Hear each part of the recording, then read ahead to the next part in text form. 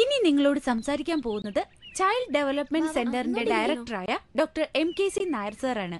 അദ്ദേഹം നിങ്ങളുടെ ശാരീരിക പ്രശ്നങ്ങളെ കുറിച്ചൊക്കെ പറഞ്ഞു തരും. നമുക്ക് കേൾക്കാം അല്ലേ സർ? പ്ലീസ്.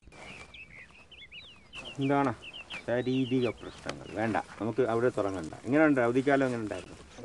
സ്ഥലം നല്ല സ്ഥലമാണോ? ഇഷ്ടപ്പെട്ടോ? നമ്മളെന്താ ചെയ്യാൻ പോകുന്നത്? എന്തിനെ പറ്റി? നമ്മളെ പ്രശ്നം പറ്റിയല്ല. പ്രശ്നമെന്നൊരു വാക്കേ നമുക്ക് വേണ്ട അല്ലേ? കൊച്ചുകുട്ടിയായിരുന്നൊരു വലുതാവുന്ന പ്രായം അല്ലേ? അതിനെന്തോ പറയും? എന്തു പറയും ഇതിന്? കൗമാരം. ഏത് പ്രായത്തിനാണ് കൗമാരം എന്ന് പറയുന്നത്? ഇപ്പം നമ്മൾ കൗമാരം എന്ന് പറയുമ്പോൾ 10 മുതൽ 19 വരെ. വളർന്ന് വലുതാകുമ്പോൾ ആരെ പോലെ ആവുന്നു? അച്ഛനെ പോലെ ആവുന്നു, അല്ലെങ്കിൽ അമ്മയെ പോലെ ആവുന്നു അല്ലേ? അത് നല്ല കാര്യമോ ചീത്ത കാര്യമോ? നല്ല കാര്യം. അപ്പം നല്ല കാര്യങ്ങൾ വരുമ്പോൾ അതിൻ്റെ കൂടെ ചിലപ്പോൾ ചില ചീത്ത കാര്യം വരും. ബ്രേക്ക്ഫാസ്റ്റ് കഴിക്കുമോ രാവിലെ?